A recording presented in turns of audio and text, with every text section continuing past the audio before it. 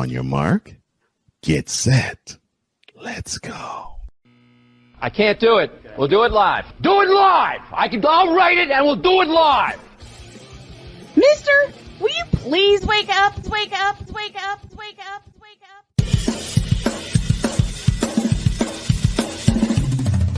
Good morning. Kevin Durant, you should have left California. This Brownsexual upset me in having to bring this teenage idiot from Wisconsin into a sports conversation. Are you really surprised that the Cowboys are giving up on Ezekiel Elliott? Whoa. Hell no! Well, no one cares about baseball. Bitch, are you for real?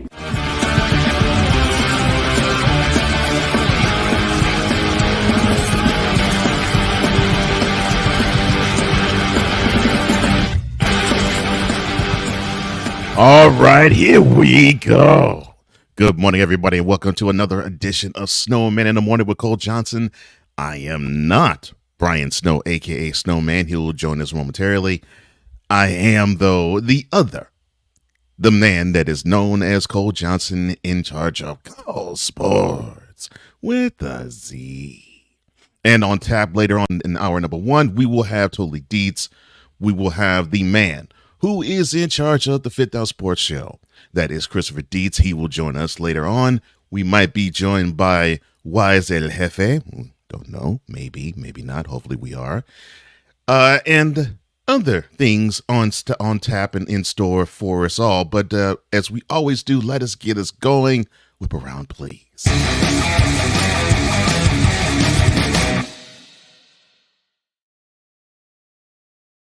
We start with Kareem Hunt. Now, he's looking for a spot to land.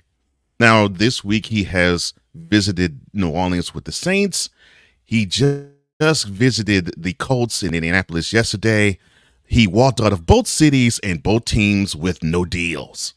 The Colts hosted Hunt yesterday as the sides had mutual interest, giving the Colts significant lack of depth at running back position. And, of course, the controversy surrounding Jonathan Taylor and Jim Irsay, the owner of the team. But according to the source, the parties were unable to reach an accord. No deal was struck. And this news comes a day after Hunt left New Orleans without an agreement as well, with the source telling ESPN that Indianapolis offered more money. Well, it looks like the 28-year-old was offered more money, but it looks like it was not good enough money. Oh, well, son, you're going to have to find a spot soon. As you know, running backs, especially your age, get no love. Staying on the gridiron, the Bills, their new stadium that is due to open sometime in 2026, now it has an overrun cost of $300 million. 3 months after the construction began on their new stadium, the Bills are already facing potential cash crunches, with the latest projections having the team on the hook for that much, according to multiple sources yesterday. Now, what was initially estimated to cost $1.4 billion in March of last year, now it has increased to $1.54 billion months later. Well, it's now jumped to $1.65 billion. And according to those sources close, it may jump to $1.7 billion. The rising price tag is notable and noticeable because the Bills are contractually required to cover any overruns beyond the then agreed cost of $1.4 billion as part of the tentative deal the team reached with the state of New York and Erie County back in the spring of last year. Well, if you all had hopes of a Super Bowl getting into Western New York, it looks like it's going to be really tough because you might not have the stadium that you all want. Oh, well. But it will look good. It will look nice, and they'll probably replace what now is Bills Stadium or Highland Park Stadium or whatever the heck name they have reached with the brand deal stadium that is sitting in Orchard Park now. You might need to have something else. And you might need to maybe call for bankruptcy court just to get extra funds. Who knows?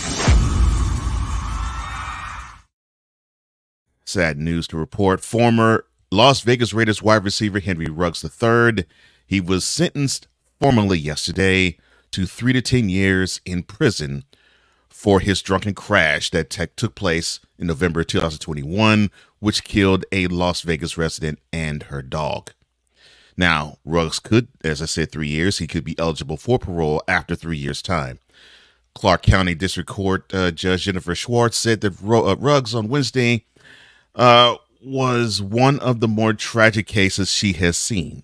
Now, the 24-year-old has been under house arrest with alcohol and location electronic monitoring devices ever since pleading guilty back in spring to 1 count of DUI resulting in death and 1 count of misdemeanor vehicular manslaughter in the crash, which killed the woman and her dog, Max. Well, son, I don't care how sauced you were. I don't care how bad your life is. You should not get sauced and then jump behind the wheel and drive your car to 155 miles an hour. I hope you actually get a chance to have that seep within your soul when you get to prison. I'm not rooting for anybody to be in prison, but I just want you to get that perspective. Understand that life is precious, and most importantly, understand that your life is precious. And now that you have to deal with this accident that took place almost 2 years ago, maybe you can understand how precious and how much of a privilege it is to live life, let alone be a wide receiver in the NFL. And maybe you will move much differently than what you have done. To the college ranks, Northwestern football. Well, they've been under scrutiny the last couple of months for the hazing scandal that's taken place in the northern suburb of Chicago. But a photo of a football coach there wore a shirt which said, "Cats against the wall." And it was across the front, sparked disapproval from the school and attorneys representing the former players in the hazing scandal. Of course, Cats is a reference to the nickname of the school, which is Wildcats. Now, Steve Levin, the attorney who is trying this case or trying the future case, along with civil rights attorney Ben Crump, who has filed on behalf of 8 former Northwestern players, he had this to say about the shirt in question. Quote, "After everything that's happened, it's outrageous that Northwestern University and its football program are still not taking this seriously." Close quote. I would say that it is unfortunate, but it's just right.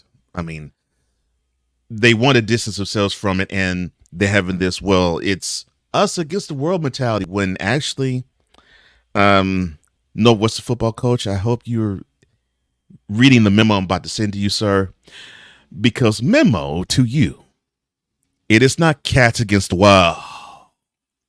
It's cats against other cats, dummy.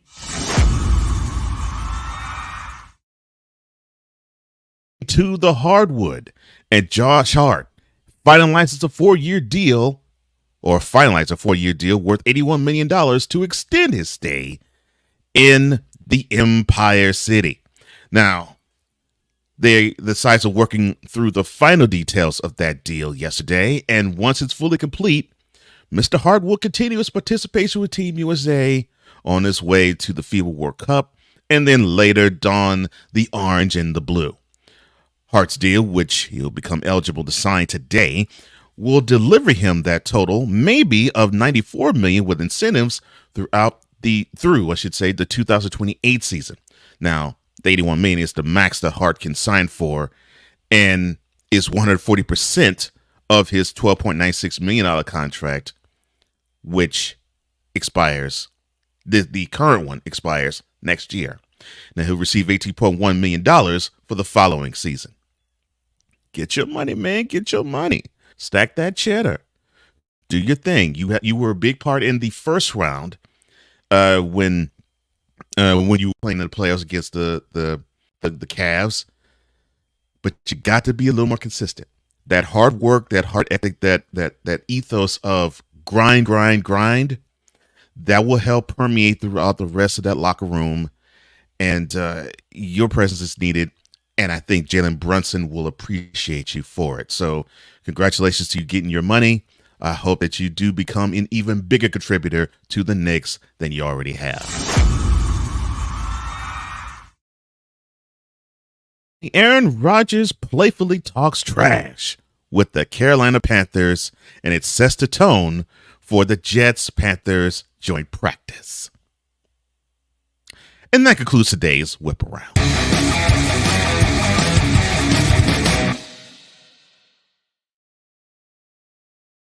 To the Fanatic Feedback Zone we go. Before we do head on to our first break, A Pizzle down in Palm Beach, he says, "Go!" What's up, A Pizzle? I ain't forgot about you, homie. I'm working on it, and you'll get it as soon as I can possibly get to it. Sig Diggy says, "Good morning, good evening, good afternoon, good evening, and good night." Excuse me. That is good afternoon to you, Mr. Sig Diggy, all the way from Norway. And you have Ryan McCarthy of No Credentials Required fame. He says, "Good morning, Snow Crew." Wait. Ben Crump is involved now? Oh, boy. This investigation might go sideways. Yes, unfortunately, Mr. McCarthy, Ben Crump has been involved ever since there were foreign players that publicly went forward with saying, yeah, Northwestern was a part of this hazing scandal, and the school did nothing about it. So, yeah, Mr. Crump smelled that money. I mean, he smelled that people needed to be represented, and away he went. And now we will take our first break, and when we come back, we will talk about Ron Rivera, Eric Bieniemy, and how can I think of the right word? Oh, yeah, the soft players on the Washington Commanders. This is Snowman in the Morning with Cole Johnson. We'll be right back right after this. This is Snowman in the Morning.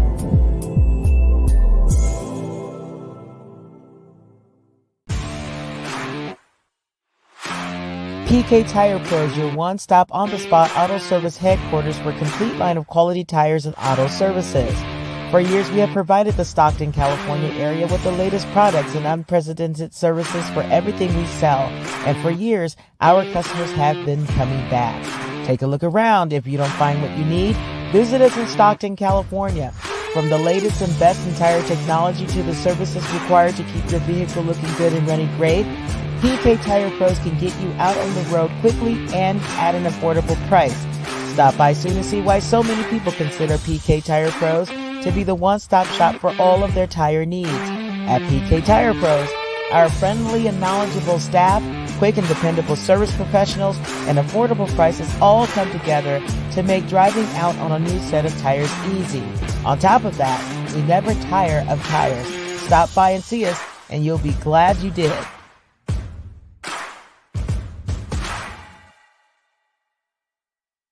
Race car drivers change lanes very fast, but with no outside mirrors. How come they don't crash? Introducing Angel View, the new wide-angle mirror that reduces blind spots. Angel View simply snaps over your car's rear view mirror, giving you a 160-degree view behind you. Just look at the difference. Look, ordinary rear view mirrors are small and flat, but Angel View has a huge mirror with curved glass. This convex shape allows you to see both blind spots with one glance. And with our Pro Edition special coating, it's anti-glare at night. Get your Angel View now for just $19.99. But wait, Angel View may be discontinued. Due to rising costs, Angel View is stopping manufacturing effective immediately. Once the current inventory is gone, it's gone forever. Order now. Call 1-800-495-0761. That's 1-800-495-0761. Or visit getangelview.com. Order now. Because we take this job so serious. The f*** is that? Sorry, pardon me. My apologies. What in the all types of blue hell? This is Snowman in the Morning with Cole Johnson. And obviously that was Wise Lefe, who was shocked after seeing the element that we officially call the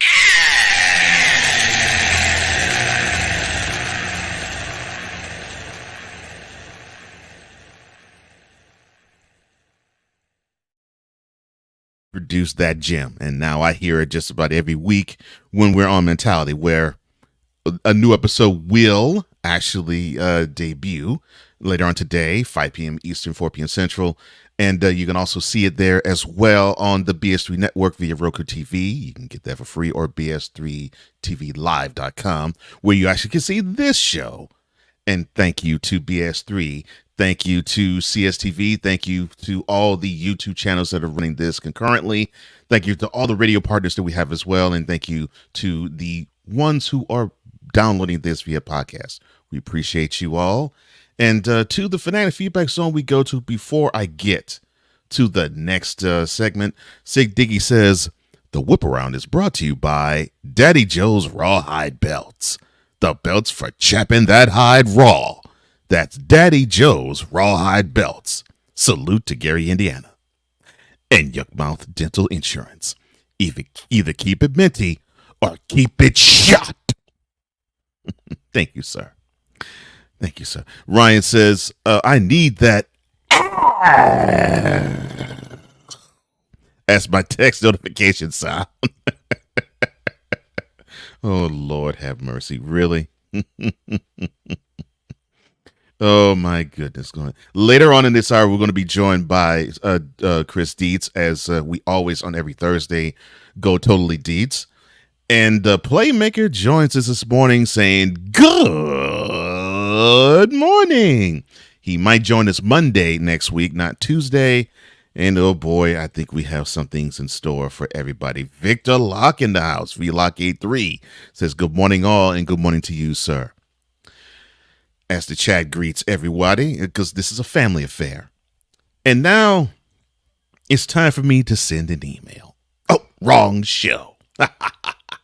But I'm going to send one, I guess you could say, in proxy. Because word around the campfire is that the players on the Commanders offense in particular, and some other players too, they just aren't feeling the vibes that the assistant head coach, offense coordinator, Eric Bieniemy, is giving them. And they went so far as to go to the head coach, Ron Rivera, and say, that big black man, he is threatening us. He's making practice hard. No, get that big bad black man away from us. No, Ronnie, no.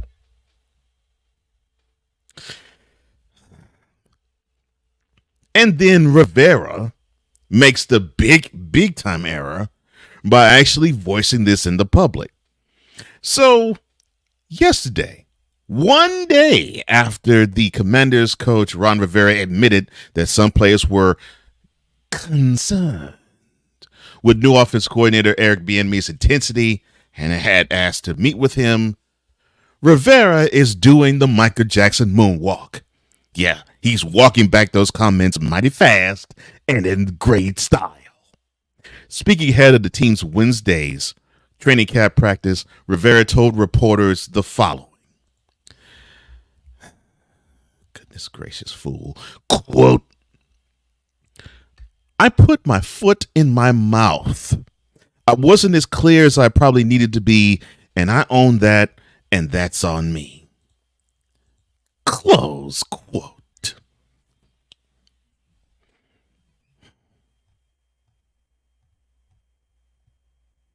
Why the you lying?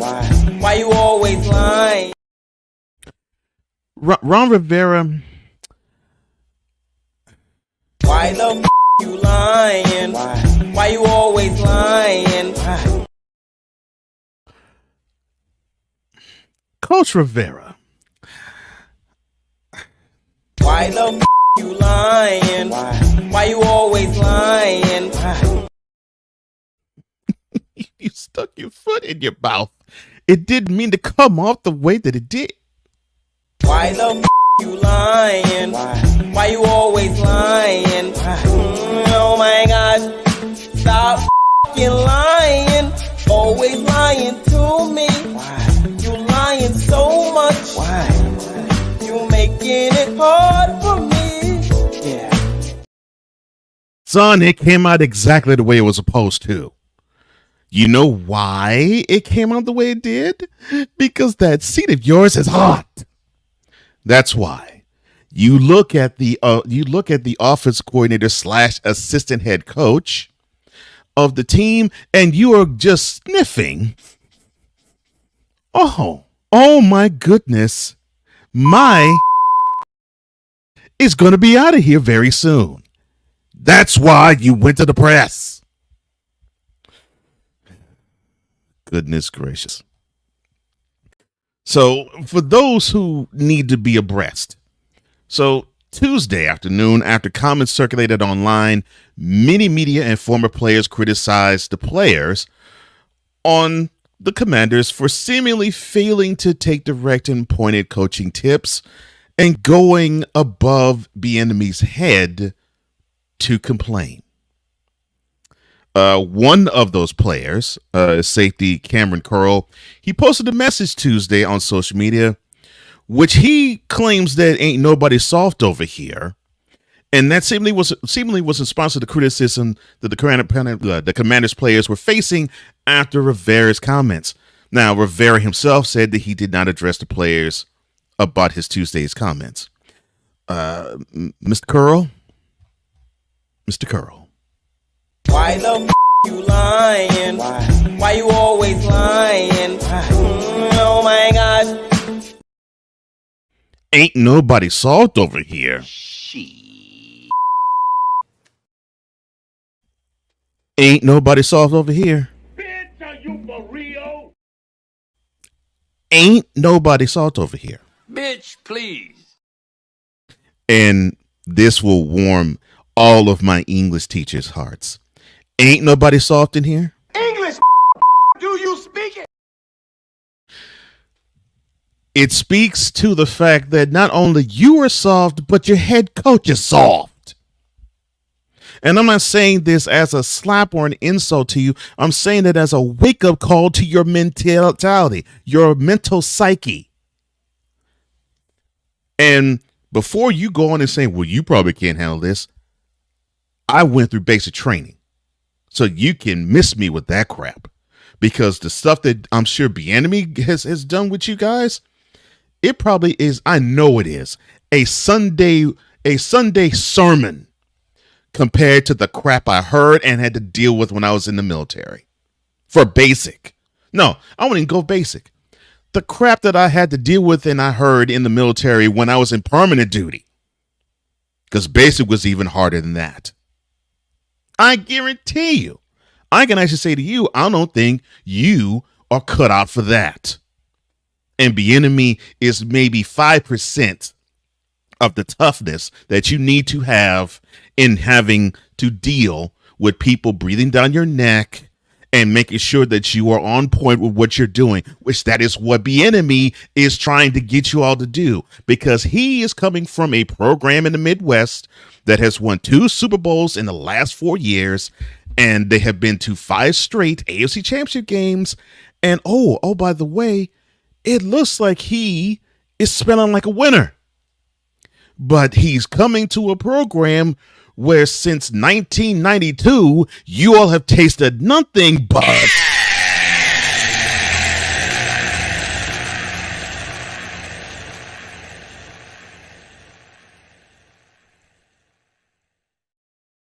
So it seems to me that Mr. Bieniemy is trying to wake up everybody in terms of a mental shift, because he does notice that you all are soft.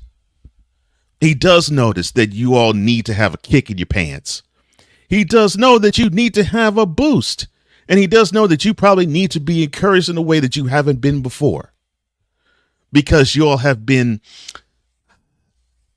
readily accepting mediocrity at best. No, I'll even put it further. You all accepted mediocrity as the gold standard.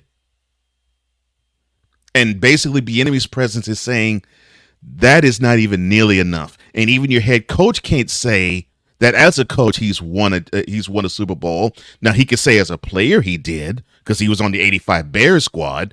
But as a coach, he only went to a Super Bowl.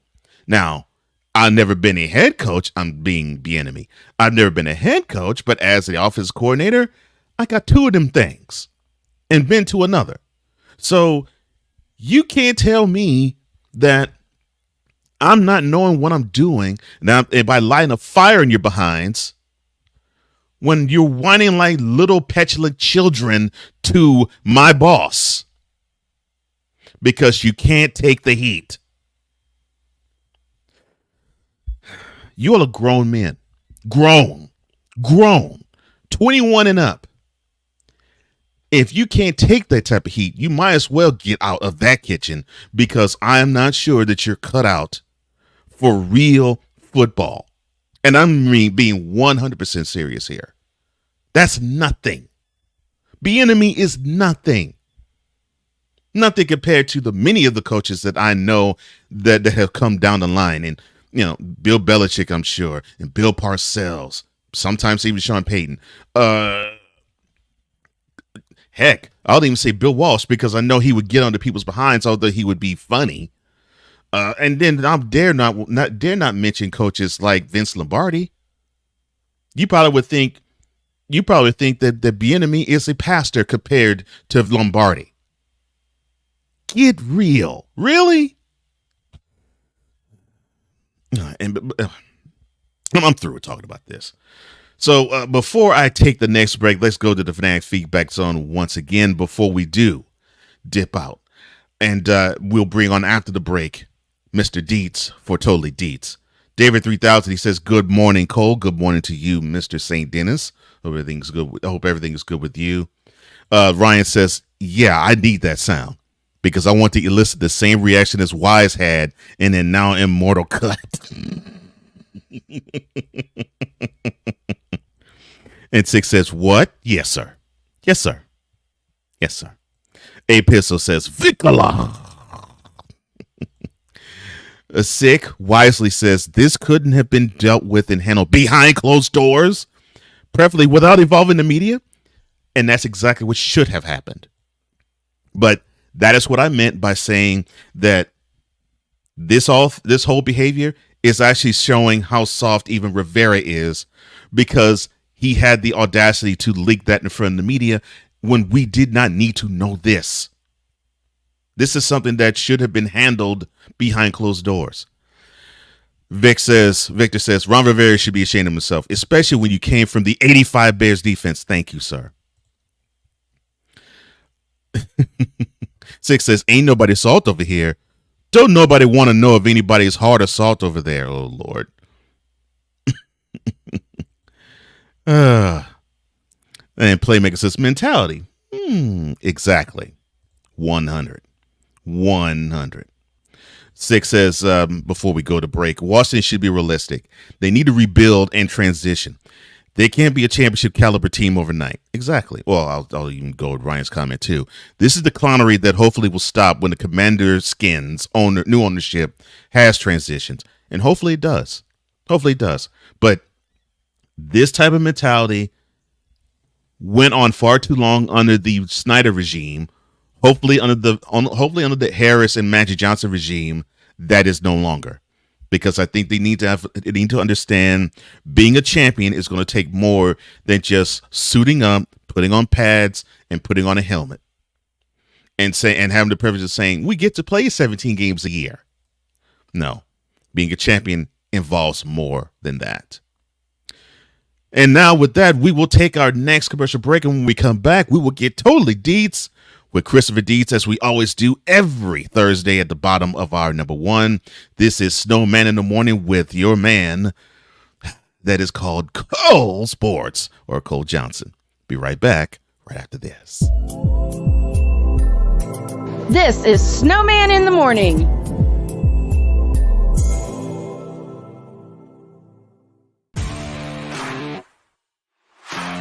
PK Tire Pros, your one-stop on-the-spot auto service headquarters for a complete line of quality tires and auto services.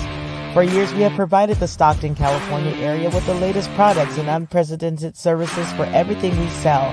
And for years, our customers have been coming back. Take a look around. If you don't find what you need, visit us in Stockton, California. From the latest and best in tire technology to the services required to keep your vehicle looking good and running great, PK Tire Pros can get you out on the road quickly and at an affordable price. Stop by soon to see why so many people consider PK Tire Pros to be the one-stop shop for all of their tire needs. At PK Tire Pros, our friendly and knowledgeable staff, quick and dependable service professionals, and affordable prices all come together to make driving out on a new set of tires easy. On top of that, we never tire of tires. Stop by and see us, and you'll be glad you did.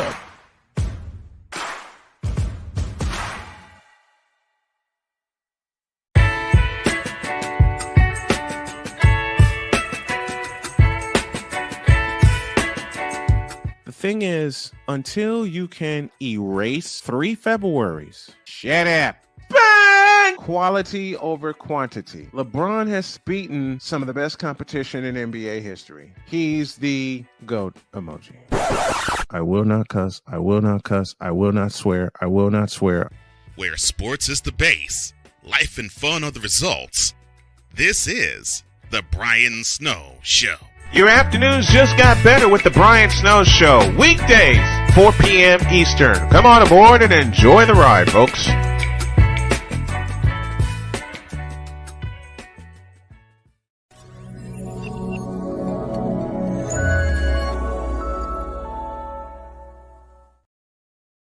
Welcome back to Snowman in the Morning with Cole Johnson. I am that man that is in charge of Cole Sports with a Z. Cole Johnson, one half of this show. I will be joined momentarily by the man that is in charge of Fifth Down Sports Show, Chris Dietz. Joining us later will be Snowman, and hopefully joining us later will be my mentality partner, Wise El Jefe, because I'll be hearing more of this when we record tomorrow. The following is a public service announcement from David 3000. Yankees suck. This has been a public service announcement from David 3000. And this. The following is a public service announcement from Wise El Jefe. Boston. This has been a public service announcement from Wise El Jefe. I know I'll be hearing both coming from him. Before we do get totally deets, we'll go back to the finance feedback zone. VLock83 says, since 1992, the have been stinking hot trash. If I were them, I'd shut up and listen.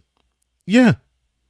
The organization has not done anything along the levels of what Bieniemy has achieved in 32 years. You would think they would say, all right, whatever it takes, we will definitely will absorb any of this goodness that you have to teach us, because we don't know what we're doing here. A Pistol says, tremendous trash. 6 says, I stand corrected, Cole. Washington needs a complete overhaul and cleansing from the previous regime. Yeah, they do. And I hope this is what's happening. VLock83 says, all of a sudden, I'm starting to feel a little more comfortable about the Cowboys' chances against the Commanders. I would too. And I felt it even before this brouhaha happened. It's just stupid. It's absolutely stupid. You do not have those types of issues. With players, okay, unless it gets real bad. But the philosophy of a coach, and this is one of the first things he's doing as a member of your organization, and he can't even get good solid footing for 2 weeks, and his name is mentioned bad in front of the public, and it doesn't need to be. That's horrible. That's an insult to him. It's an insult to Eric, and it's horrible. It is absolutely horrible. Ryan says Magic and Harris are going to sage those offices and hopefully sanitize them. Yeah. Cool McCain. Play Caller Sports Show. Play Caller Sports Productions. And Eagles Elite Extraordinaire. I just had to get all of your titles mentioned, sir. He says Ron Rivera. Trace.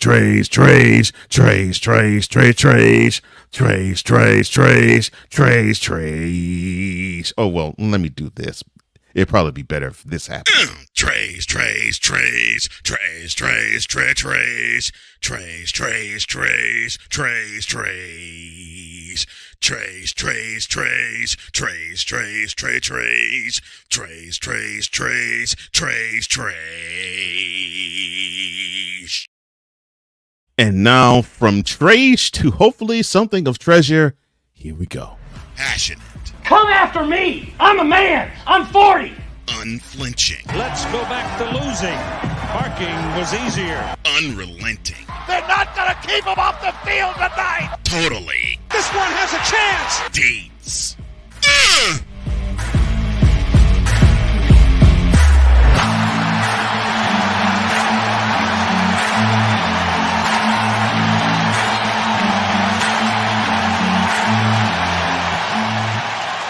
That's not just a murmur. That's a full-blown fibrillation. And on the Veda Coffee guest line, as he joins us every Thursday, the bottom of our number one, it is the man who is the showrunner, the producer, the content creator of all good things Fit Down Sports Show, Chris Dietz. How you doing, sir? Thank you, sir. How are you doing, Cole? Doing good. Doing good. All right. So what's on your mind, sir? So I'm glad you're here. As a couple of times I'm here, it's always a scheduling conflict, but this was a great, as everybody knows, I went to Yankee Stadium on Sunday. Right. I saw my first game at Yankee Stadium. So hopefully, as what usually happens later on in the segment, Wise will come on here because I have some things to say. To Yankee fans, and I want fans. Okay, I want them. I want Wise to be able to respond in kind. So I will save what I learned about Yankee fans for later on in the program. But there is one thing that I learned that I don't know if it's just Yankee Stadium, but it doesn't seem like it, and it involves your Houston Astros. Okay. Because the Yankees were playing the Astros. Yeah, they're playing the Astros this past weekend, right? And I will get to the Yankee fans in a minute, but here's what happened. The loudest the ballpark ever got. Oh, don't tell me. Was when the most hated player in baseball stepped in the batter's box, and that's Jose Altuve. How and it's not me. I sat there and I was like, "The hell is going on here?" Every time I got up, walked away, went to get a nice adult beverage during the inning, and I knew who was at the plate because I knew what was happening because I heard it from the crowd. That's how I knew Jose Altuve was at the plate. It was the loudest the stadium ever got. And I just want to know, how did we get this far? Is it the cheating? Is it the fact that Jose Altuve hit his 200th home run? Like, is it because he's the smallest dude on the field? Like, why? How did we get this far? He is the most hated player in baseball. Which that's saying something, considering I think I'm surprised Carlos Correa doesn't hold that title. But it's also an indictment against the Yankees that if the loudest the stadium got in a 4-game series with the Astros was having them boo Altuve and not cheer anything that the Yankees did, that's saying that the Yankees fan, they aren't feeling anything that the Yankees are putting on the field, and they most certainly aren't feeling anything that that Boone, the manager of the Yankees, is doing in terms of making the decisions for the team. It just sounds to me that they're there to have a good time, and they're almost taken in the mode of Cubs fan, where it's like, okay, we're here to have a good time, and okay, it's a name that we know. Boo! I'm thinking it's probably that now. It's not even that they're there to have a good time. It's there. And I'll get into this because Ryan's in the chat, and Ryan is a resident Yankee fan, so he can respond to this as well. I'll say this: going to Yankee Stadium is no longer about cheering on baseball. It's no longer about the Yankees. It's about a status symbol. I can't tell you how many people I saw taking selfies with the stadium in the background. And I was going to save this for later on in the program, but it's 9-7. The game, the score is 9-7 going into the bottom of the ninth inning. Mm-hmm. Now, you see the hat that I have on. Mm-hmm. Mets. I looked around and I waited for Yankee fans to do it because the groom I was with is a Yankee fan, so I was a Yankee fan for that day. I wanted them to win for Billy, so we could say, we went to a game and they won. I was just glad we saw 9. I was glad we saw 9-7 and not 3-1 that was the day before. So I'm glad we saw a lot of offense. I'm glad we were there to inspire Josh Myers to have the game of his life. But that being said, I had to start the "Let's go Yankees" clap. I started the clap. Nobody else was cheering. It's the bottom of the ninth inning. You're down 2 runs. I was waiting for the bleacher creatures to get involved. Nobody was even involved in the game. And I'm sitting there going, what are we doing? Well, you guys, this is your time to shine. This is your time to be a crowd, to get on the backs of everybody. Nobody said a word. It was dead silent. I've never heard a ballpark that quiet. Yes. And this is the first time experiencing bringing this good news on, live, please. But I've heard this criticism all the time that the new stadium, it's because the seats are spread out, or it's this excuse, it's that excuse. Yes. It's no longer about excuses. The people at the game are not there for the Yankees. They are there to promote themselves. They are not there to cheer on the Yankees. They are there to do something else, and it's baffling to me. My goodness! I was so out of it. I was like, what is going on here? Y'all are down 2 runs. All you and not to mention 2 runs, and Aaron Judge is coming to the plate that inning. All you got to do is get a guy on, and you'll feel happy. You'll feel happy. Yes. Aaron Judge could come up one swing of the bat, and we are tied, and it's going to be great. No, they didn't cheer. They weren't even cheering at all. It was this is beautiful. What is going on, dude? Oh, this is beautiful. Oh my goodness, I'm loving this. In fact, I got to celebrate.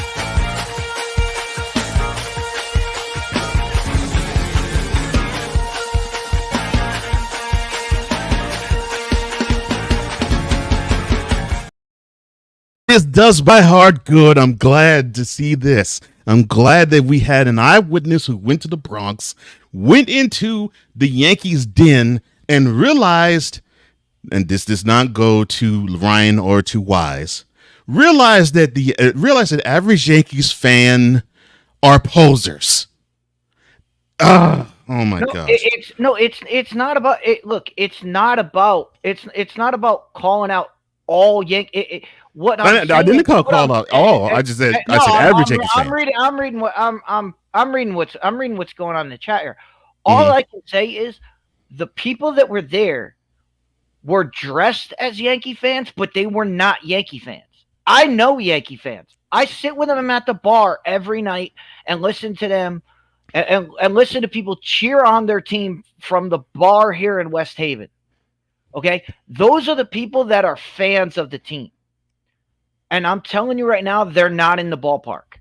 The people that are in the ballpark are there they're not there to see the Yankees. They're there for themselves. And that's why the ballpark is so quiet. That's why you hear it all the time. It's not like old Yankee Stadium. Start spreading the news. I'm leaving today. I wanna be a part of it.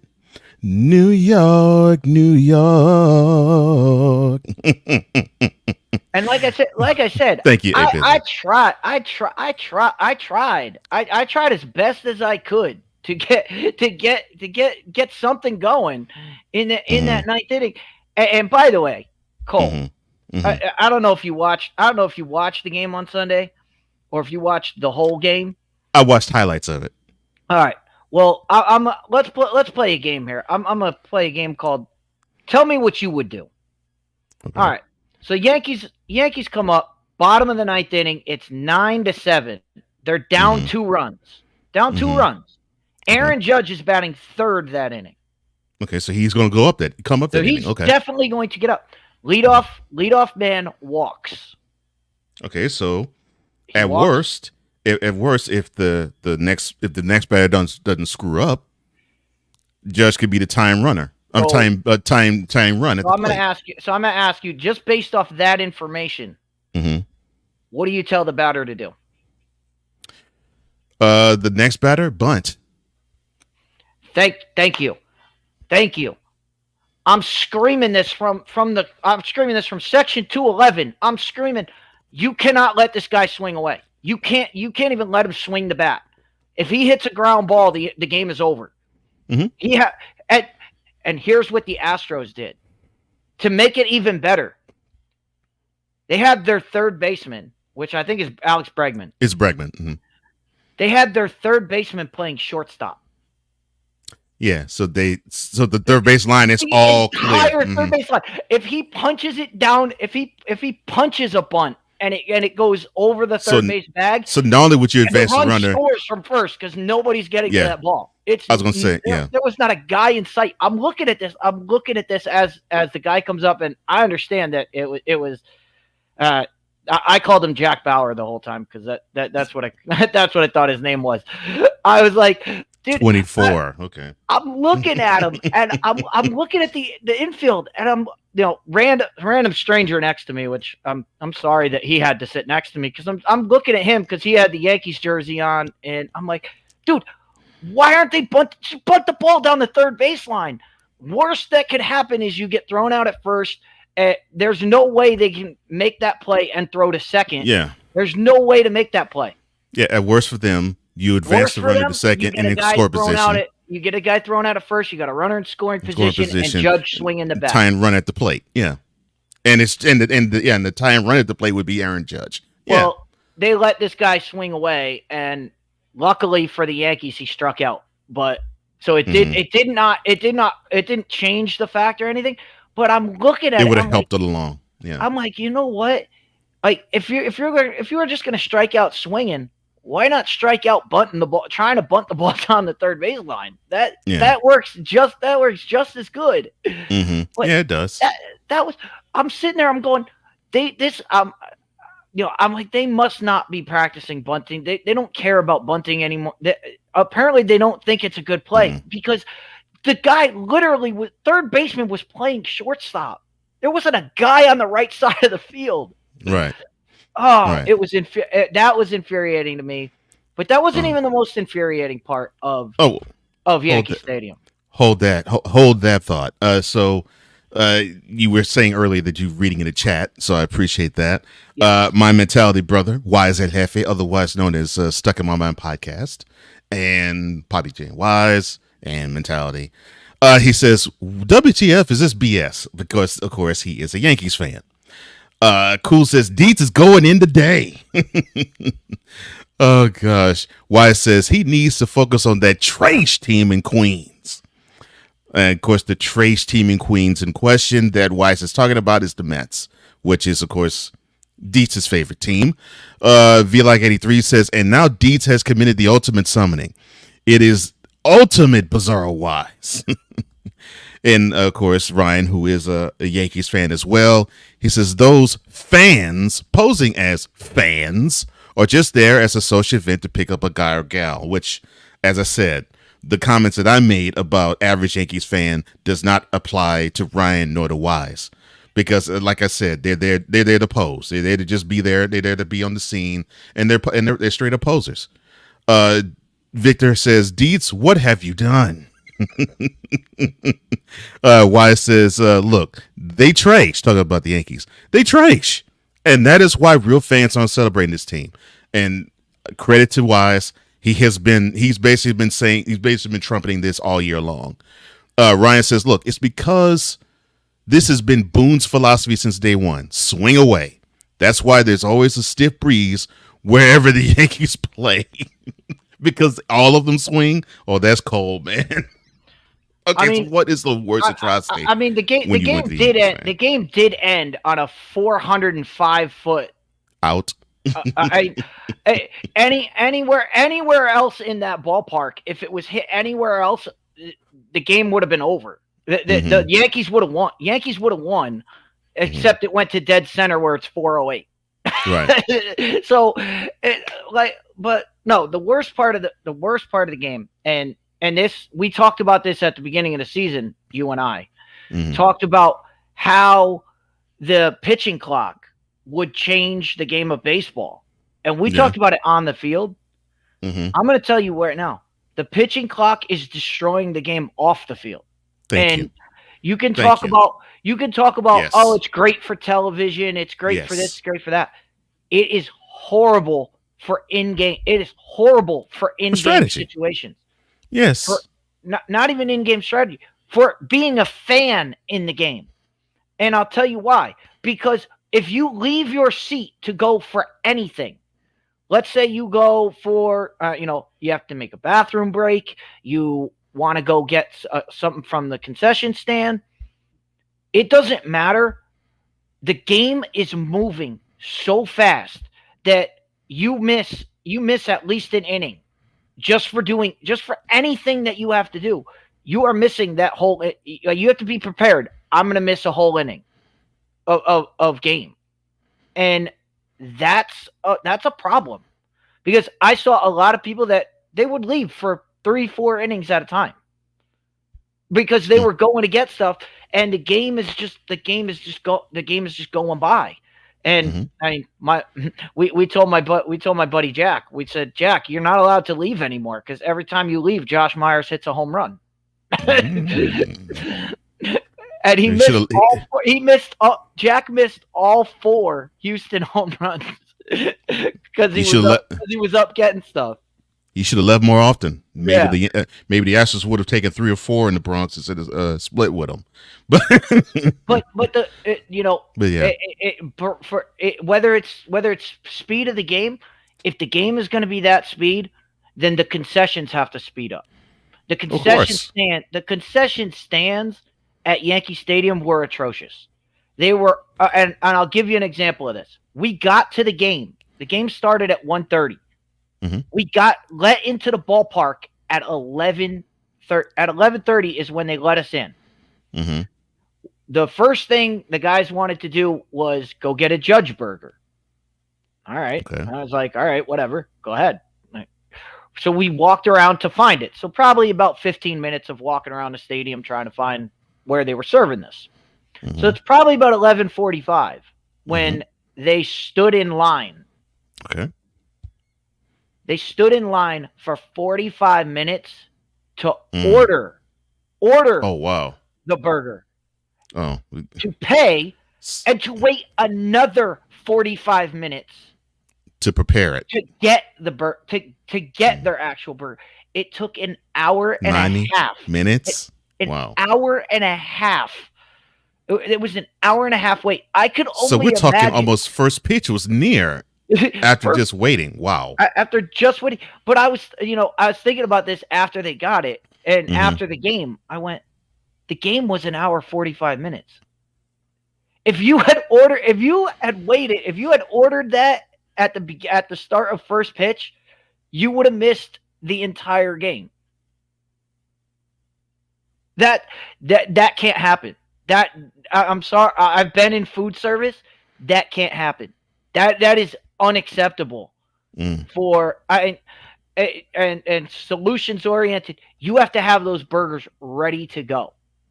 You have to have cooked meat to where you are just heating them, like you are reheating them up. You can't fully cook that burger and do it the way that I was watching them do it, and I was like, it's no fault of the guys that were there. The guys that were performing the job, they're doing what they need to do. But the management of the concession stands was absolutely horrid. It was appalling to me how long it took for anything that was there. I mean, I left to get an adult beverage and missed. I knew I was going to miss the entire half inning, so I waited until I was like, all right, I'll go when the Astros are already winning the game.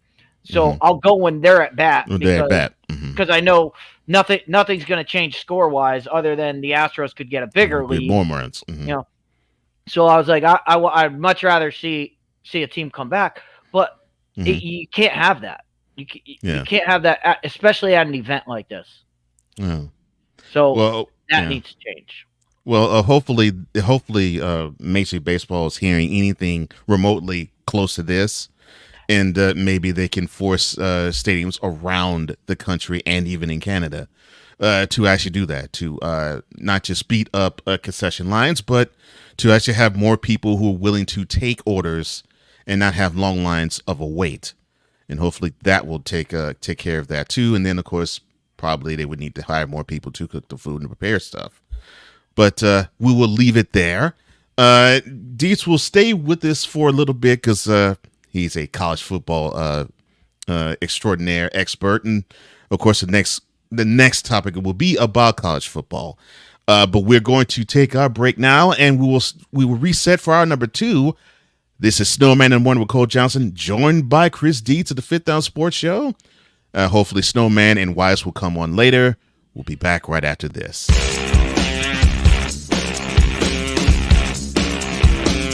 This is Snowman in the Morning.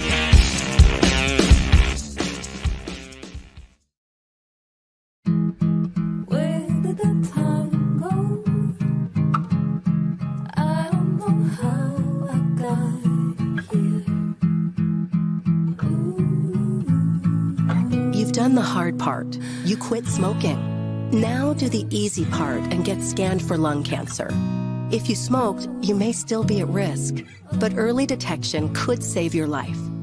Talk to your doctor and learn more at savedbythescan.org. If you're talking, they will hear you. We all want our kids to grow up safe and healthy, so we show them how. And we tell them with honest conversations that let them know what we expect. Not just one time, but every chance we get. That's especially important when it comes to alcohol and other drugs. Kids not only need to know the dangers and how to avoid them, they need to hear it often from you. And when it comes to pain medications, opioids, they need to know that they should never be taken without a prescription and never shared with friends or family. It's dangerous and illegal. So talk with your kids and guide them through the challenges of growing up safe and healthy. Because when you talk, they hear you. For more information about talking with your kids about underage use of alcohol and other drugs, visit underagedrinking.samhsa.gov. So talk, they hear you. You can do it if you try. He was only 58 years old when he passed away. That outcome could have been different. Colorado happens to be one of the worst states for radon levels. It's in our ground, and it seeps up. The more you breathe radon, the more chance you have of DNA being hit and the cell mutated. The EPA estimates 22,000 lung cancer deaths a year caused by radon.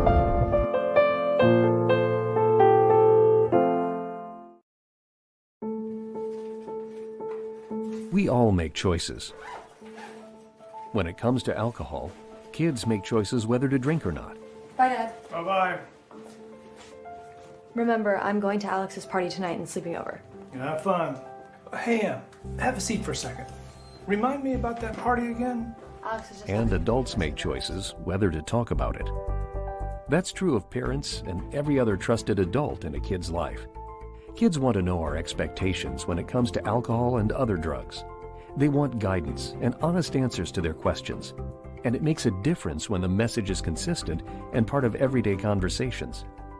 So talk with your kids and help lead them on a positive path. Because when you talk, they hear you. For more information about talking with your kids about underage use of alcohol and other drugs, visit underagedrinking.samhsa.gov. Time for hour 2 of this spectacular. Ryan McCoffey now joins us this morning. That's what you need to do to beat Josh Allen. You need to make him uncomfortable. Hour 2, time for some Spivey notes. And here's Jay. Well, I know he's only in his 3rd year, but they're just wasting Justin Herbert. Hour 2, the hardest working content creator I know, the playmaker. Hey, LeBron James, the greatest scorer of all time. Hey. Hour 2, the one, the only Christopher Dietz. They rewarded Ohio State for not playing, and they punished USC for playing. Hour 2, Sam Shady. Oh, man. It's been a roller coaster ride if you were a Philadelphia Stars fan. Hour 2, that's Big Ben, the man in charge of the BS3 network. And if I see Kurt 2 Chainz Cousins out. Hour 2, Chris Bay's joining us. Oh my God, this game. Oh, way to go, Sammy. Hour 2, was El Jefe. Oh man, I thought I missed it. What in the all types of blue hell? Time for hour 2 of this spectacular, and it starts right now.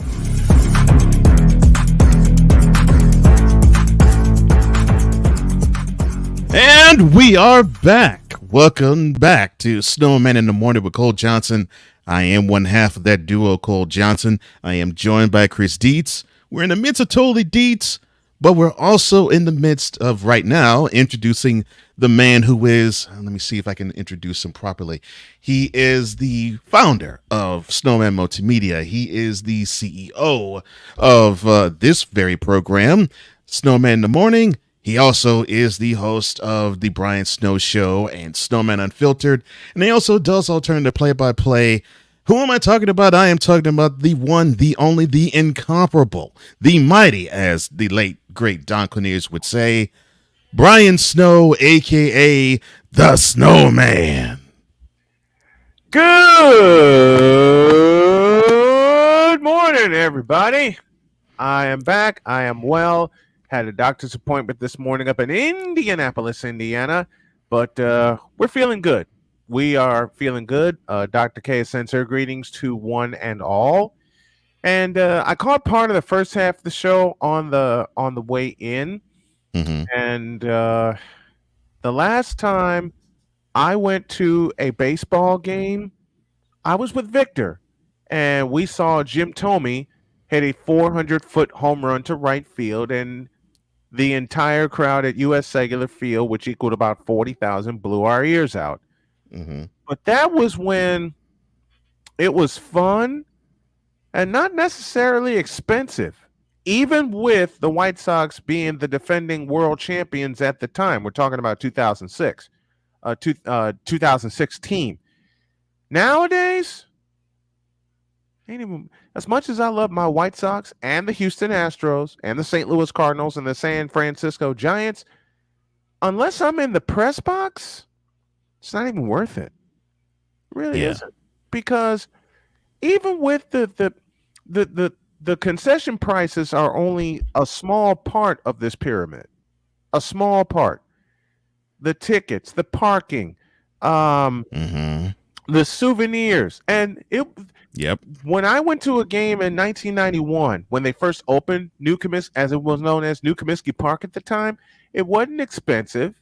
The tickets weren't expensive at all, even with it being a new ballpark. The souvenirs and the concessions weren't expensive. You could go to a game, and I'm going to use three different times in 3 different years as an example. You can go to a game at New Comiskey Park in 91, even with all the new amenities when it opened, and you can spend less than $75. That includes parking. That includes valet, because they had valets at the time. And remember, they knocked down Old Comiskey Park across the street, so that's an instant parking. That's the lot. parking And lot. then they had places all up and down 35th Street. That was cool. When I went in 1993, when we won the West Division, the night we won the West Division, spent less than $50. I didn't drive at the time, but had a souvenir, even got a free souvenir when we won the West Division over Ken Griffey Jr. and the Seattle Mariners. Less than $50. From ticket to concessions, even where I sat. Okay, and then there was the night in 2005 when I went to Game 2 of the World Series. All that was bought for me, but it was still less than $100. Ticket out in the bleachers, souvenirs of the White Sox being in the World Series and everything. That was still less than $100. Same thing for when Victor and I went in 2006. I was offered to go to the blackout game against the Minnesota Twins in 2008, and I wasn't even chancing it for two reasons. One, the tickets were outrageous for that game because it was a tiebreaker. And two, at that time, there was a fellow by the name of Barack Obama who was campaigning in Chicago. I don't need to tell you the rest of that story. Well, it's funny you mentioned souvenirs, because that was another thing that I noticed at the game.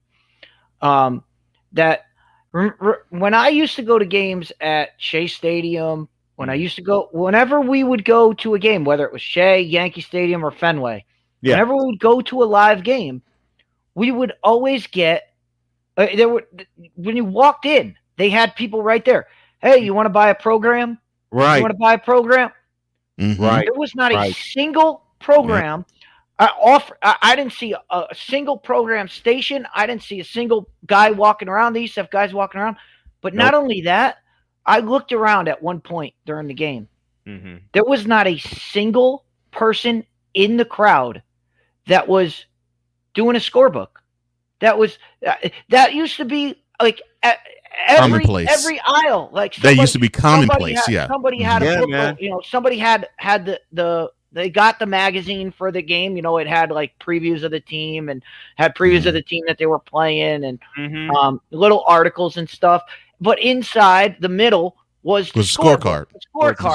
And you would write down, and that's how I learned how to do a book, is by going to games, watching and coloring it in and doing all that. That's how I learned to do a book. There was not a single person doing that. There was not a single person that was engaged in the game at the ballpark. And I think it was part of that. There was no program. There was nothing. If you just had them, like it used to be, you walk in, you get a program for like $5, and I believe if I called my mom right now, I'm sure she has the ones from like 1992 when we went to opening day at Shea Stadium. Like, I guarantee you she has them with all my markings in them and all that. And because the programs were only $5 at the time, it was still loaded with all the information that you need, the player profiles, everything. Because I didn't even get a program when Victor and I went in 2006 because they were doggone expensive. And we did the game on a piece of paper. Victor and I did when we were in the crowd. We did a game on a piece of paper. We're going to take a chance to spend $20 on a program and the scorecards in the program have gotten smaller. The scorecards in the program have gotten less detailed because people have figured out in producing the programs, if you're not a baseball aficionado, then why the hell are they going to produce things that the press usually uses? And when I took my trip, when Dr. K and I went to Kansas City, and she surprised me with that wonderful tour of Kauffman Stadium, I got a packet as a souvenir, a stats packet that they use. And I'm used to the stat packet. And my tour guide said, I can tell you're used to the stat packet that we use. I said, yeah, when I covered the Gary South Shore Railcats for 7 years, they always had a stat packet. So it doesn't matter. They always had that. That's the only time I get a stat packet now is when I'm part of the press. But I think I think that was part of the disengagement of the crowd. I would say that's a factor in it, that I believe it. Like I said, they didn't care. That's what it seemed like. It seemed like they didn't even care. They didn't. And they didn't care. It was weird to be in a ballpark where you don't care if the home team is winning or not. And you see it, and you see it, and you hear it. You see it, and you hear the disengagement. Checking some things over here. That's why I'm looking at my other monitor. You see it, and you hear it. The disengagement, and it's just, it's awful. It's awful that people have gotten way far away from engaging themselves in the ball game. And to me, that's a scary trend. Very scary. Let me welcome the folks up in Toronto, watching and listening on the Fired Up Fired Up Sports Network. Thank you to Joseph Pasek, the man in charge of the Fired Up Network, and thank you also, and I'm proud to say this, thank you to my buddy Don Schaefer, whom we have, ready for this, Cole, entered into a distribution agreement. So there's there'll be a couple bucks coming our way each month for the programs that we distribute. And Dietz, I want you to get Fifth Down Sports in on the fun. I'm going to talk to Don today about it and see if we can get an increase, and I can pay my homies for helping to distribute their program. So I want to help you guys in any way possible that I can. And Ryan McCoffey, I extend the offer to you. Hog TV, I extend the offer to you also. I want to get all our programs. Speaking of, we programming note, set your dials, set your alarms. 6 o'clock tonight, 6 p.m. will be the new time for Fifth Down. Thursdays at 6 p.m. Sweet. Tonight we will be beginning season 7 with our season previews. We'll be doing the South. So we'll be doing the Southeastern Conference and the AFC and NFC South previews tonight, 6 o'clock. I'm proud to say, Dietz, that I am happy I've been on the ride with you since Fifth Down's inception. And it's been 6 wonderful seasons of airing your program. I'm looking so forward, and I know Cole is also looking so forward to season 7 of your greatness and of your coverage of sports. I am so proud of you. It'll be fun. It'll be fun, and we want to get it. We want to be able to set that time in before we get to Thursday night football, so we can. Well, that's smart. We can get all that stuff done. Since kickoff is only about 8, so yeah, that's smart. Yeah. Like I said, Dietz, I've been on the ride with you since Fifth Down's inception. I was one of Dietz's first callers. We've been glad to have you, and we've been glad and we thank you for everything you've done for us and our show and everybody that I've ever had on program. You know, we couldn't ask for a better partner, Snowman. Oh man, I couldn't ask for a better show for Thursday nights to come on. Speaking of better programs, there's a fellow that's waiting for us. Well, actually, he will have to wait a little while longer. It is a pleasure that you came on, Dietz. Thank you so much, sir. Thank you, when we come back, we'll have to reset and talk about certain things. One of them will have to involve a certain person replaces someone else. But thank you. Before I go. Yes, sir. Because I told you this off the air, Cole. I'm gonna throw this grenade out there right now. I know we skipped the segment. We were gonna talk about college football and who you said who's to blame. I'll jump on this grenade for you guys because there's one group that no one is going to mention. None of these networks will ever mention it because they're too afraid of these people. It's the fans.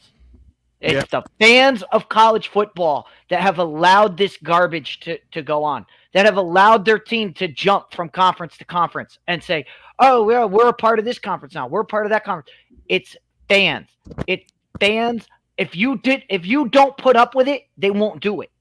But because the fans put up with it, they allow this to happen. And you Agreed. will never hear you will never hear any of these people. They'll blame everybody else. They'll blame presidents. They'll blame except the fans. They'll blame everyone. They'll blame conference commissioners. They'll blame coaches, players. They'll blame everybody else. And nobody will blame the fans. And I'm a fan of college football. I accept that it is part of us. Now we've been been scolding this since day one of Fifth Down Sports. We've been saying this is a joke. These conferences need to shrink, not grow. Yeah, but and unfortunately, we're seeing 3 of them grow. We've been saying it. We haven't been saying it loud enough, and it is fans. We need to take acceptance of it. It's our fault. It's our fault. I agree, and well, tune into Fifth Down Sports Show. That's at Fifth Sports Show 502 on the YouTube dial. And we thank you so much again. He joins us every Thursday at the bottom of hour number 1, sometimes at the top of hour number 2. This is Totally Deets, or at least the conclusion thereof. It is always a pleasure to do this, sir. Thank you again. And we'll be back right after this. Passion. You guys. Come after me! I'm a man! I'm 40! Unflinching. Let's go back to losing.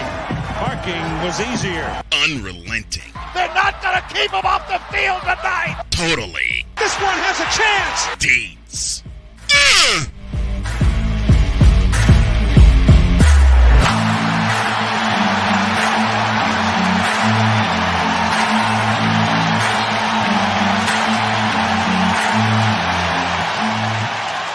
That's not just a murmur, that's a full-blown fibrillation.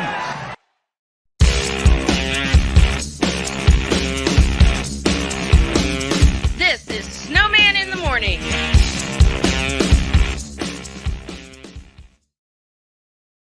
We're not a cooking show. We're a show about cooking.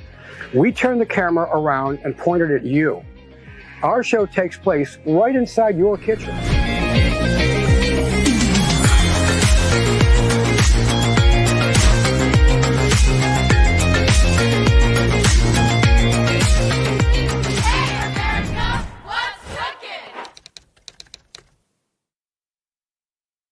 Hey y'all, Snowman here. Catch me, Cole Johnson, Wise El Jefe, Vicala, and the rest of the usual suspects and a few unusual suspects as we bring you 2 hours of the best sports talk you will ever watch and listen to.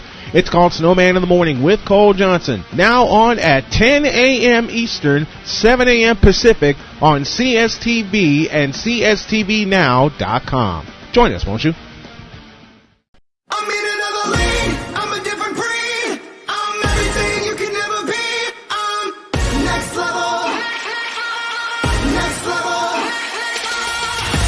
Thursday nights are wrestling night on CSTV. Tune in every Thursday night at 7 p.m. Pacific to see all the amazing Next Level Pro Wrestling stars on Thursday Night Throwdown on CSTVNow.com and the CSTV app on your Roku device.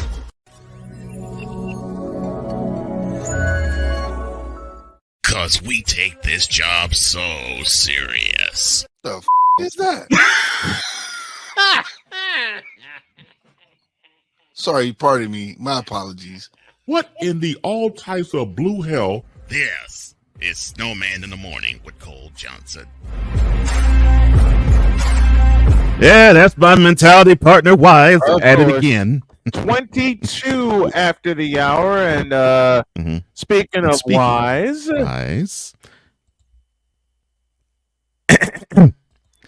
And now batting, the man who is throwing 2 middle fingers fast at the Yankees, number 420, Wise El Jefe. Number 420. What's going on? Oh, what's up, brother? Where are you, Wise? On location. I'm on location at the shop. I have to come in and cover at the shop for today. Okay. Very, very cool. Very cool. How you doing, Wise? Pleasure to have you, man. I'm good. I'm excited. We got a bunch of nominations at the BS3 Awards. Yeah. Yes. Yes. Congratulations to all of you. And Snowman as well. Mm-hmm. Thank you. It's Thursday. It's so happy to have you. We're working as hard as we can to have Wise be on with us 5 days a week and really bring it, because that's the ultimate goal, man. Is that's to be the able goal. to And do this every day. I'll put a date on it. By this time next year, I know it's gonna take a hell of a lot of work on my side. Dr. K is assisting with the financial portion. She is chief of finances for Snowman Multimedia. And Wise, if we can help it, by football time next year, you will join us 5 days a week, and we all will be bringing in the bread doing it. Oh, no, I appreciate it, brother, man. Thank you. Well, I knew the day I went in for surgery, and we rewatched the show that for the first show that you guys did together, and the chemistry just lit up, and I knew you'd be a great partner for the show. And seeing you on Mentality, seeing you and Cole grow together as a team on Mentality, and like I said, when I told Cole he was my first call as EP, you were my first call as my third radio partner on the show. So I am trusting my gut. I trust you all implicitly, especially whenever I have to be away for medical reasons. And for the year that I was away for medical reasons after my surgery, you guys took it and ran with it. And I'm so blessed to call you guys not only partners, but partners in radio, but brothers in life. And I mean every word of that. Listen, man, I've been blessed to be afforded this opportunity, and it's led to some great things, man. Like me and Cole connect. It's like from the jump, me and Cole just hit it. Like yes, it was yes, you did. We knew like he was like, damn, this dude knew what the hell you're talking about. And then I'm like, man, this dude is fire. Yep. And it just happened. It took us a minute to realize that we needed to do something together. Yeah. But yeah. Once we figured it out, and we're like, this is something that we need to do. Mentality was born. And we just been flying, man. We're having so much fun doing it. You know what it is? It's just so to us, it's not like it's work. To us, it's just us coming on, recording, releasing the content, and hoping everybody enjoys it because we love it. Cole knows from day one, from episode 1 at the end. I just had a smile. I looked like the church size of cat. Just had the grin on my face. Big one. Yeah, he Big was like, one, man. He's like, what you smiling so for? What's wrong? It's so hard for. Right. I was like, yo, this right here is fire. This show right here is what's gonna propel us both to where we want to be. And my words have come into fruition, man. Yeah. We're getting offers, we're getting opportunities, and we're loving it. We're just taking our time with it. We decided on what's right for us because again, there's a network. Program. Well, there's a network there's a network that wants Mentality as part of their programming, and it's the same network that has picked up both of my shows. And to Tom O'Boyle, who extended the offer to all of us. I mean, and threw an idea in our head, about the men's panel show, which I really want to be a part of. But Tom and to Ben Sutter for picking up our shows and running to those two television networks. And you never hear of a sports show or any show that is picked up by two very big television networks that have streaming partners all over the place. You never see this in mainstream media. It's always one exclusive network for this and one exclusive network for that. Well, gentlemen, we got two of them. Because it's different for us, right? Yeah. Because we're all independent and the production cost falls on us. It doesn't fall on the network. So that's why it's easier for us to license our shows to these networks, to different networks, because we're not contracted to be on one network. Right. Right. And so we being able that we are owners of these contents of Mentality, Snowman, and more, and it's like we set the terms for what we want. Right. And no one dictate how we set our terms. Like we don't have to be exclusive to one network if we don't want to, because we own it. They're not for them. All they're doing is airing it. It's not coming out of pocket for production or any of this other stuff. We we carry all that burden. Yeah. We pay for the electric bills. We pay for all the tools that we have to make the show the way it is. Right. So that's why we're able to license our shows and do what we can do. And it's different for us. Mm-hmm. Again, like we don't have to be tied to just one network. And for you, Wise, after we met during COVID, and the first interview we did together, where we talked about any and everything, and that interview lasted an hour. Where Wise and I said, before I hit the record button, Wise and I both said, "How long are we going to go?" About 20, 25 minutes. Yeah, hour and a half later, we're still talking, and I'm still recording. And that's my brother. Just yeah, that's my brother-in-law Jose. Say hello. What's up, Jose? He's the What's up, man? owner of Precision Auto here.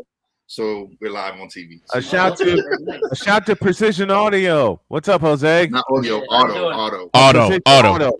Precision Auto. What's up? I'm sorry. A shout to Precision Auto. I messed that up. I'm sorry. But that's all right. I've been talking to doctors and stuff all morning. Okay, my words got flipped around real quick, and my doctor even inquired about, what we do, what we listen to. So now he has all of our channels, and I think he'll subscribe to all of them to help give us a boost.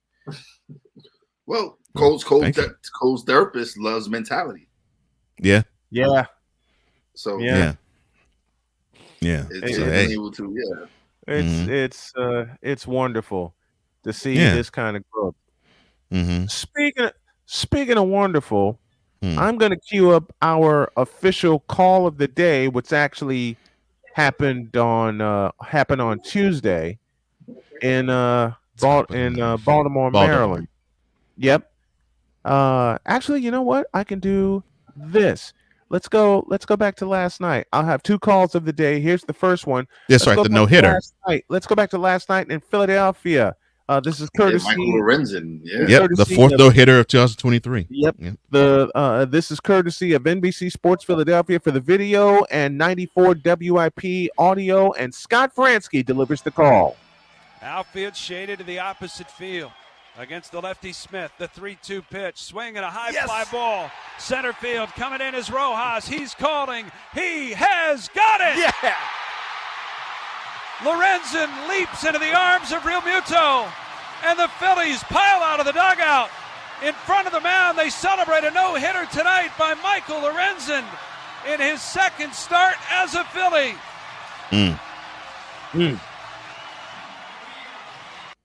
Scott Fransky and Larry Anderson, on the call of last night's no-hitter for Michael Lorenzen. Our call of the day is brought to you by Fanatics, where fans can fan. Make your first order today, and you will receive 10% off your order if you go to snowmanmultimediasports.com/fanatics. Fanatics, officially licensed everything, producing our first call of the day. So how about that? A no-hitter. Second start as a Philly. He gets a no-hitter. Cincinnati. Straight from Cincinnati.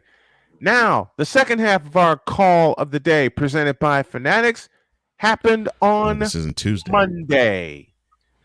Robert Ford, take it away.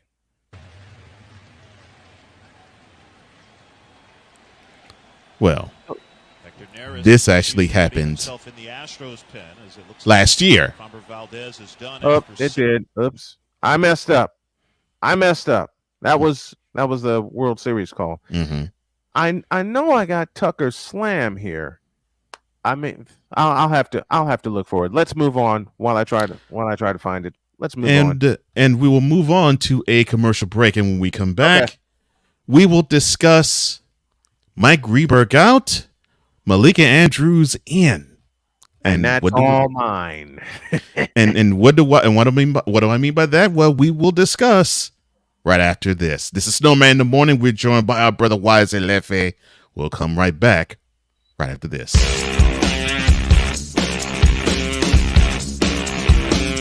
This is Snowman in the Morning.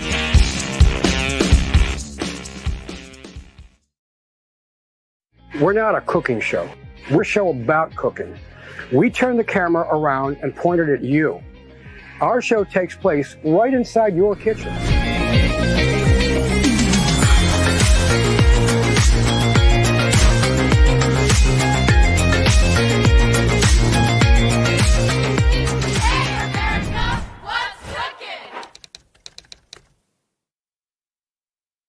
Hey y'all, Snowman here. Catch me, Cole Johnson, Wise El Jefe, Vicala, and the rest of the usual suspects and a few unusual suspects as we bring you 2 hours of the best sports talk you will ever watch and listen to. It's called Snowman in the Morning with Cole Johnson. Now on at 10 a.m. Eastern, 7 a.m. Pacific on CSTV and CSTVNow.com. Join us, won't you?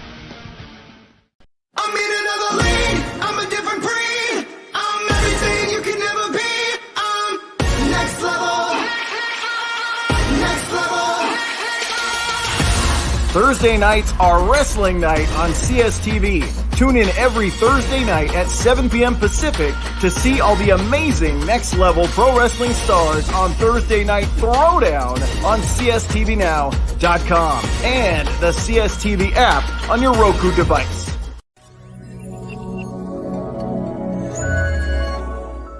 Cause we take this job so serious. The is that? Sorry, pardon me. My apologies. What in the all types of blue hell? This is Snowman in the Morning with Cole Johnson.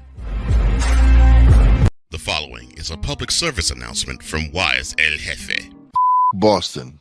This has been a public service announcement from Wise El Jefe. And then you're going to have to take a left. Okay, I got it. Welcome back to Snowman in the Morning with Cole Johnson. Okay. As you've heard, my partner is being an engineer at the moment, so he has the home run call from Kyle Tucker. I'm getting the sync call here. Sorry, you guys heard it. I ruined the preview, but I do have it. I'm setting it up now. We'll set that. You know what? We'll play that at the end of the show. We'll wind up the show with the second half call of the day. And officially, our call of the day will be presented by Fanatics since they're an affiliate sponsor of the show. We'll go with it. Okay. Well, with that being said, I will set you up thusly. So we were my partner and I were having a conversation with Victor Locke. Yes, Victor Locke. Yesterday.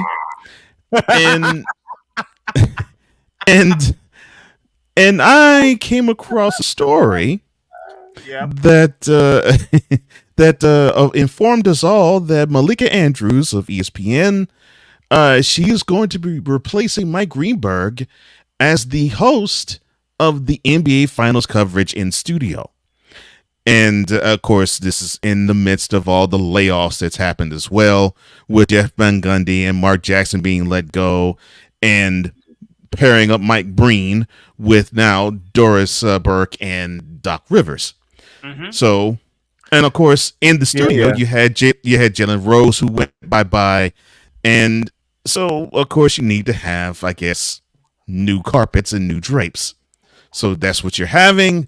And when we said, and when I passed the story along to Victor and to Snowman, I literally saw the foam come down off of Snowman's mouth, and he says, "This subject is all mine." And I knew when I put it to him, this is what was going to result.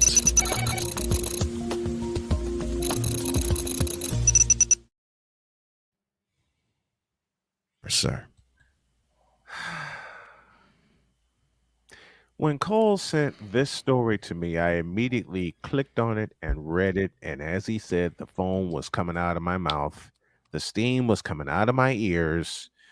And any other crazy thing that you've seen in television and radio or heard on radio, yeah, all that happened.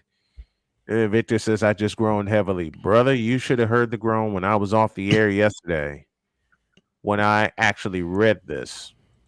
So I'm going to ask the fans and followers brothers and sisters alike, to forgive me well in advance for everything that you're going to hear. I will start with the question. ESPN, what the were you thinking? Malika Andrews? Really? You're going to put Malika Andrews, a person who doesn't know a damn thing about basketball, doesn't care about a damn thing about basketball, doesn't even want to care about a damn thing about basketball. You're going to have her host the NBA Finals studio show? What the was that? You're taking a fellow in Mike Greenberg, who was actually a radio host in Chicago during the Bulls' record-setting season in 1996, who actually talked to Phil Jackson, who actually knows his stuff when it comes to basketball. You're going to remove him and replace him with this don't know a damn thing about basketball? And instead wants to canonize men whenever she foams at the mouth and sees a negative record against them, and you're going to place this in charge in the studio of hosting the NBA Finals? What the bloody were you thinking? Matter of fact, Chris Bass, what in the all types of blue hell were y'all thinking and talking about? Who put the mountain of coke in the room minus a window when y'all were making this decision about Malika Andrews? The decision that should have been made about Malika Andrews is that the needed to be fired at first opportunity when you let all the other people go that should not have been fired, Jeff Van Gundy included. And the reason you fired Jeff Van Gundy is because he kept telling the truth about NBA basketball and how it's deteriorated into this bullshit-ass league that LeBron James is leading, and dear God help us, he's back for a 21st season. More flops than a damn fish coming out of the ocean. ESPN for putting Malika Andrews in charge of a damn program, in charge of a damn sport she doesn't know a thing about. Content goal. My gracious. Really? Yeah, well, you really? ROIs? Yes. That's what I was thinking. You're gonna put this brain dead in charge? Does she ever talk about basketball when she's in front of the damn camera? Oh, okay. Well, in all fairness, she hosts the NBA Today, and that normally is like a show that's on ESPN that goes on in the afternoons. But I'm sorry, continue, sir. Question when it comes to that: does she talk about a damn thing about basketball when she's in front of the damn camera? Especially with NBA Today, when you over Rachel Nichols when she actually knew the sport and knew the players within. You. Snowman's take is going to be reimagined, and now this take is going to be called Bizarro Snowman. You damn right. You damn right. This is one of the few times I become Bizarro Snowman, so y'all enjoy it. What the is that? I mean, damn, what the hell are y'all thinking? I would have understood if you brought someone in that actually knew the sport of basketball, knew the happenings of the NBA, instead of every goddamn crime record, nearly slipped, nearly every damn crime record that comes up. Really? Did you see what she did in throwing people under the bus as it's moving at 100 miles an hour? I'll repeat my question when I began this at the top of this segment. What the were y'all thinking? That's bullshit. That's grade A, homogenized, Holstein, back-ass words. Bullshit. My job is wonderful. What in the bloody was that? This does my heart good. I'm glad. And you set me up perfectly, Cole Johnson. Thank you, brother. Thank you, sir. Thank you, sir. Now, back to business. What in the vita blue, yellow-bellied, red-blooded were y'all thinking? You were actually going to put this in front of a damn camera during the most watched time of the season, which we old schoolers like to call the NBA World Championship Series? Is she actually going to say anything about the NBA championship? Really? I don't even think I got bleeped that much. It takes a lot for this to happen, Wise. And I get bleeped a lot. I know you do. I know you do. I mean, I get bleeped a lot. Really bleeped a lot. And right now I'm just seeing a lot of bleeping. That's why I had my button ready. You gonna put this journal? You are not gonna question this bitch's journalistic integrity? Really? Did you see her so-called coverage of the NBA draft and what she did live on the air? Cool says, so you don't like the move? No. I love you, Cool McCain. Thank you for that joke. Thank you for that joke, Cool McCain. Thank you. Oh my. And I'll answer Cool's question the only way I know how. If you would do it again, Cole. Oh. With the Cool's comment. Yeah. Cool. He says, so you don't like the move? I'll answer Cool's question the only way I know how. No. I hope that answers your question, Mr. McCain. Really? You would trust Malika Andrews to talk about the NBA instead of Jalen Rose, instead of Mike Greenberg, instead of, God help me, Stephen A. You would trust Malika Andrews over 3 people that actually know their fucking stuff when it comes to the National Basketball Association. Do I like the move?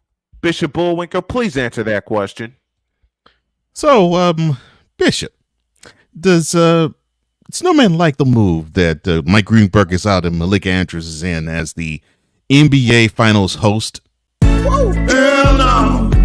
To the no, no, no. Hell to the no. Hell to the no. To the no, no, no.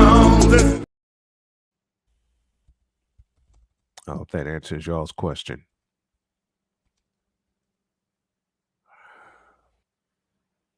Malika Andrews.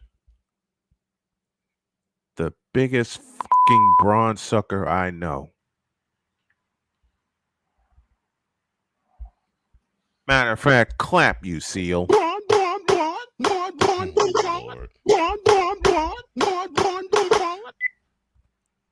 With no, give me this.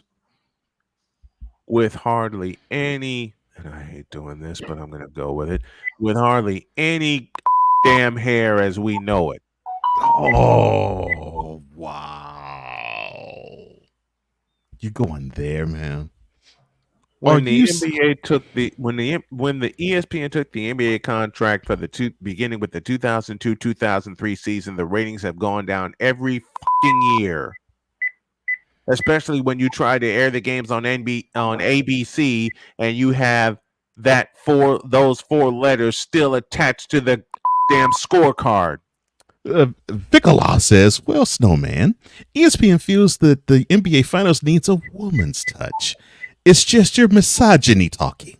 Then have Doris Burke host the damn thing. So I guess it's not misogyny talking. This is me. Thank you, Ray, for this. This is me speaking fact. You want a woman's touch? Have a woman that actually knows the damn sport, gives a about the damn sport, and actually cares about the players within the damn sport.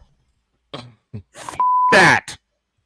Doris Burke can host the Doris Burke can host the NBA Finals much better than Malika Andrews. Matter of fact, Doris Burke can do a fucking better job of hosting the NBA Finals than Malika Andrews with Doris Burke being fucking blindfolded.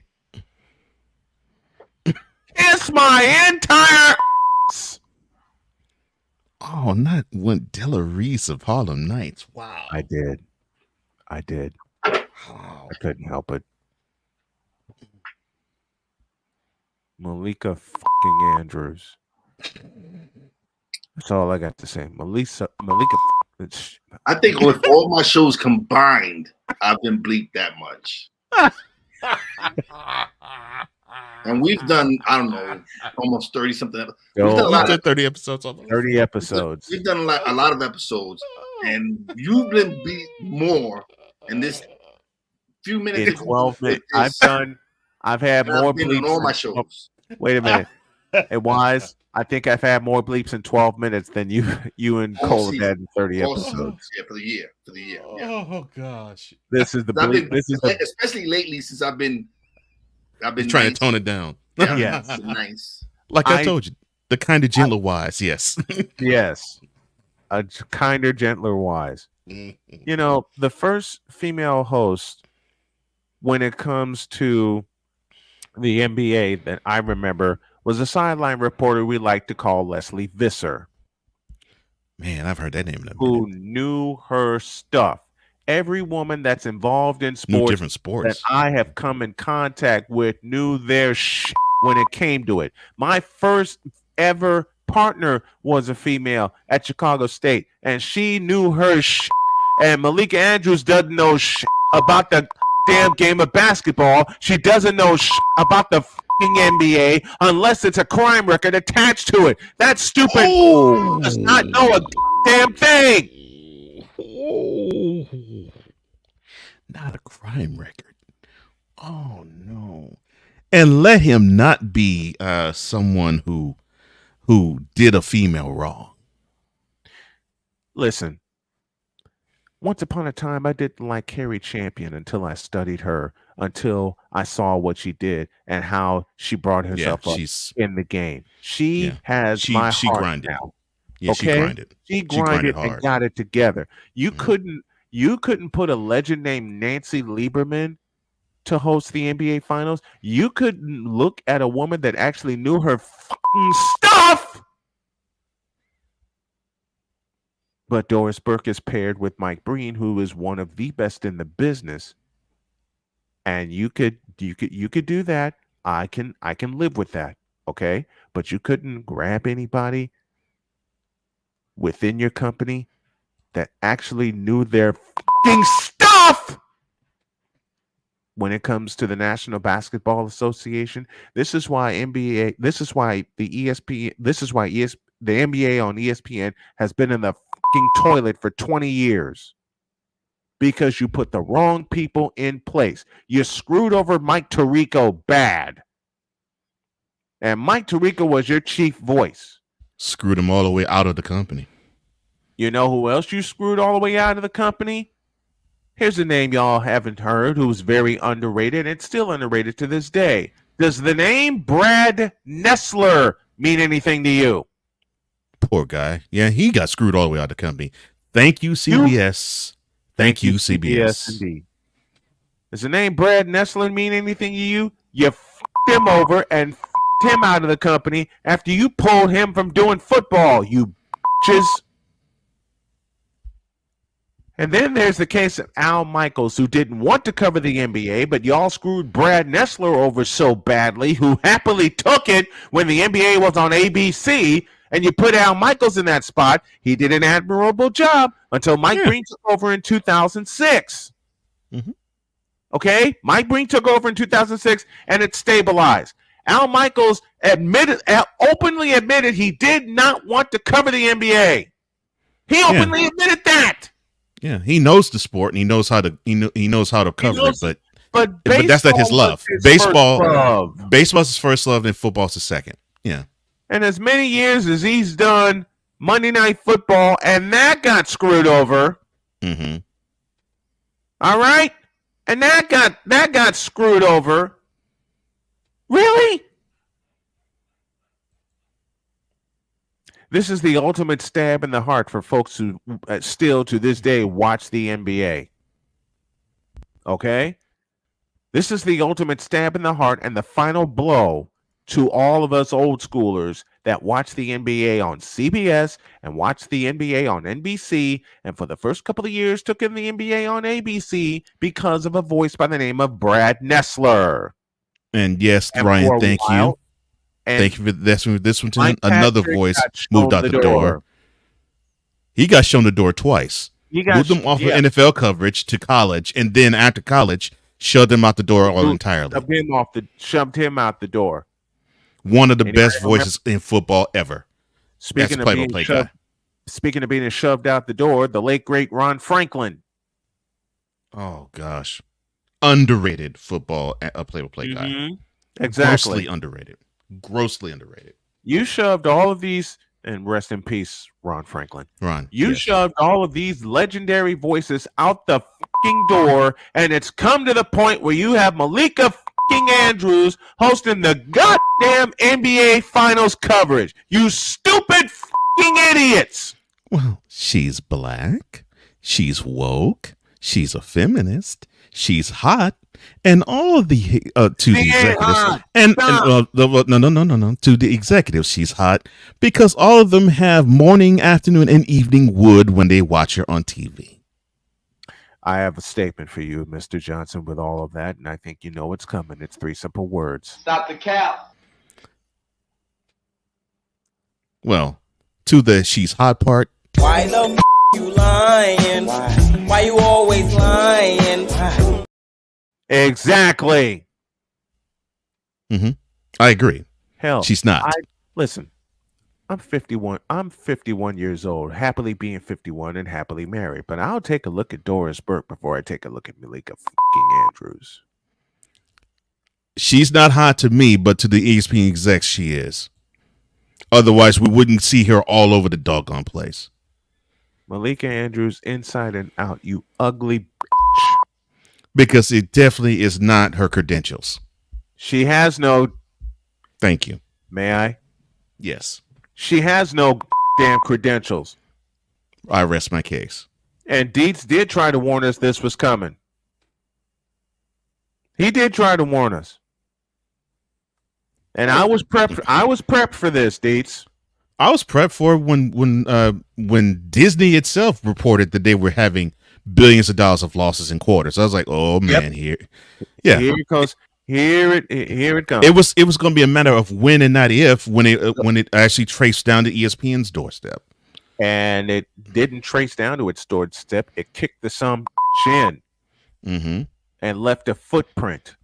Oh, Victor, she's as hot as Antarctica in January. Oh, wow. I would say more about that, but we're running out of time. She's as hot as the North Pole in January. Wow. Mid-January. Again, she has the ESPN executives' joysticks on hard. Because that's the only reason I can think of that she is on TV all the time. I'll close with this. If I were the top executive at ESPN, I'd bring all the legendary voices back, and I'd kick Malika Andrews' punk out the fucking door. Doggone. And anybody else that feels like they're woke, I'd kick all their asses out the fucking door. Oh no. Get the fuck out. Hit the road, Jack, and don't you come back no more. That's what I do. Oh no. I'm in the business of opinion, and I'm also in the business of honesty. And right now, this ain't honest. Dietz said it best, and we've all repeated it. When you go woke, you go broke. Oh. And now you got Malika Andrews in the fucking chair in June. You're about to go broken and broke. When you go woke, you go broke. You're going to be so broke if someone tried to rob you, they'd just be practicing. Oh, no.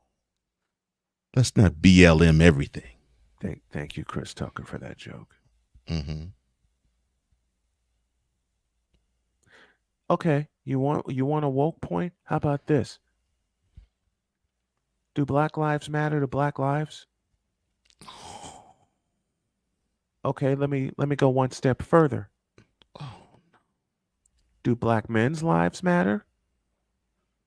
Because according to a lot of these sports networks, the answer is no.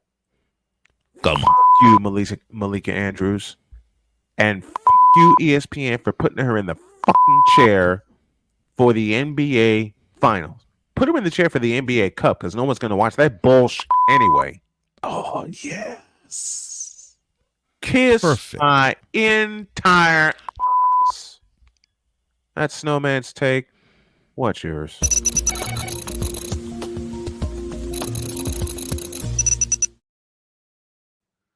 Woo! You were cooking.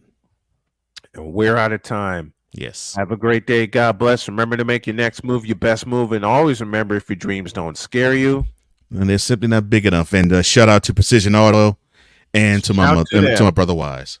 And to Brother Wise. We are out of here. God bless y'all. We'll see you tomorrow. Take care. Peace.